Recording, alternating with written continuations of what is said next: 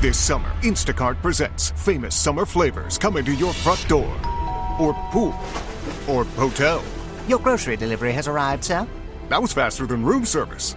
No violins in the lobby. Oh, seriously? Anyway, sit back, relax, and get delivery in as fast as 30 minutes. Starring your favorite snacks, drinks, and more. Download Instacart for free delivery on your first 3 orders. Rated H for hungry audiences. Offer valid for a limited time. Minimum $10 per order. Excludes restaurants. Additional terms and fees apply. On today's Smart 7, Starmer vows to keep communities safe, Kamala picks her VP, and much more. It's Wednesday, 7th of August, it's National Sisters' Day, and happy birthday, Charlize Theron. The Smart 7. It's news, but not the news.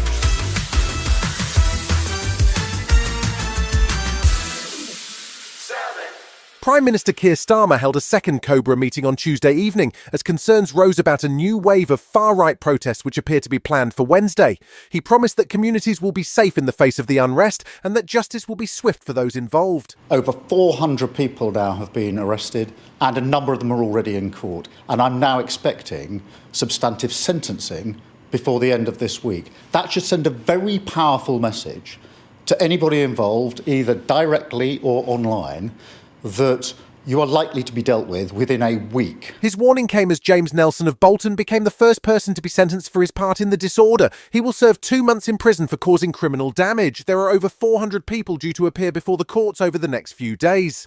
Elon Musk, the owner of the social media platform X, continued to stir things up on Tuesday, posting about the inevitability of a civil war in the UK and criticising the government's reaction to the disturbances. He and others have persistently complained about what they say is a two-tier policing system, but former Met Police Assistant Commissioner Neil Basu says that is absolute nonsense. The reality is we serve the law. So if you break the law, it doesn't matter what you look like or what your ideology is. If you commit a terrorist offence, you should be dealt with under the Terrorism Act. I don't think there's anything two-tier about it. It's only been a couple of weeks since Kamala Harris stepped up and Joe Biden stepped down in the race to be the next US president. Now, with less than 100 days to go, the current vice president has made her decision on who her future vice president will be. Hi, this is Tim. It's Kamala Harris. Good morning, Governor. Good morning, Madam Vice President. Tim Walz is seen as a solid pick. He's currently governor of Minnesota. He's what is known as Midwestern nice, and he has a solid career, was enlisted in the National Guard, was a congressman, and even owns a cat and a dog. He's certainly a less controversial pick than Pennsylvania Governor Josh Shapiro, who was also in the running, and Walz could prove difficult for Republicans to find a solid attack line against. He came out swinging on Tuesday evening in a direct attack on Donald Trump. He froze in the face of the COVID crisis. He drove our economy into the ground. And make no mistake, violent crime was up under Donald Trump. That's not even counting the crimes he committed.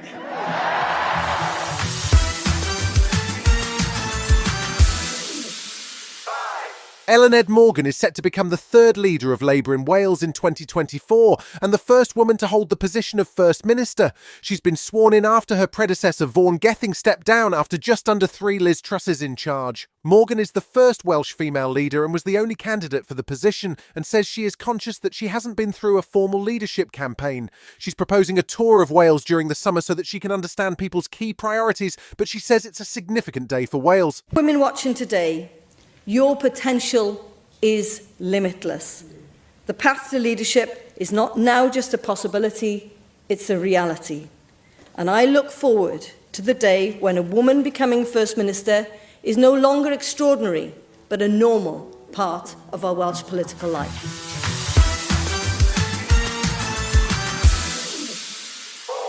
3 water companies are now facing a combined £168 million in fines after an investigation by the water regulator into historic sewage spills. The 3 companies, Thames Water, Yorkshire Water and Northumbrian Water, were responsible for what Ofwat described as a catalogue of failures that led to repeated releases of raw sewage into the water network.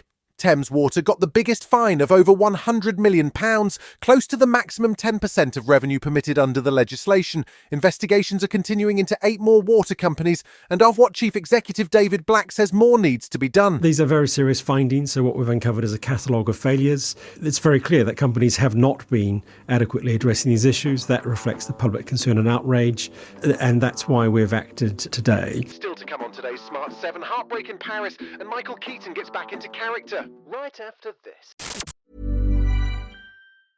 I have a secret. I wore the wrong foundation for years. Then I discovered Il Maquillage. Their AI-powered quiz makes it so easy to find a perfect match, customized for your unique skin tone, undertone, and coverage needs. With 600,000 5-star reviews and 50 shades of flawless natural coverage, this foundation is going viral for a reason. And with Try Before You Buy, you can try your full size at home for 14 days. Take the quiz at ilmaquillage.com/quiz. That's ILMAKIAGE.com/quiz. Welcome back.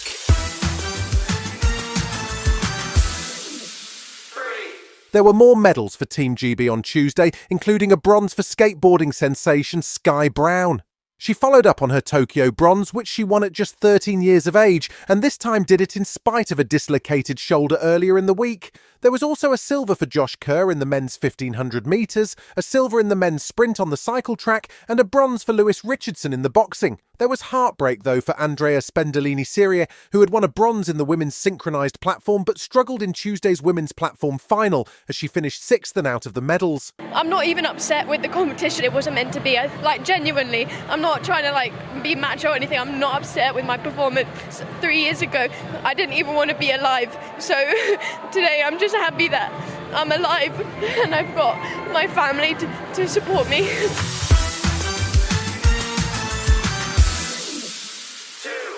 The original Beetlejuice movie came out in 1988, and now the long-awaited sequel is due next month.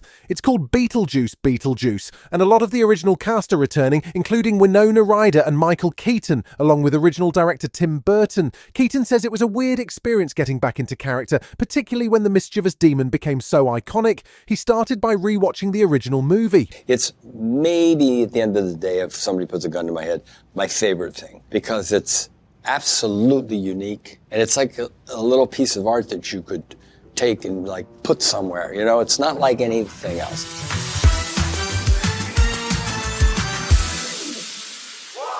There's a new Irish comedy on the way, and it looks like a lot more fun than The Banshees of Inisherin. It's written by and stars Paul Reiser, who used to be a pretty big deal in American TV. He was star of the classic sitcom Mad About You, along with roles in Beverly Hills Cop and Stranger Things. The movie sees Reiser as a long-lost American who returns to Ireland to be reunited with cousin Barry, played by Colm Meaney. It plays out pretty much as you'd expect, but at least it doesn't rain much and it hits cinemas in October. You want to play games with me, pal? Bring it on. We'll see about that. Oh, yeah, we will see about that. You are petty and angry at everyone but yourself. Sneaky bastard. You've been listening to The Smart 7. We'll be back tomorrow at 7 a.m. Hit that follow button and have a great day. Give us 7 minutes, we'll give you the world.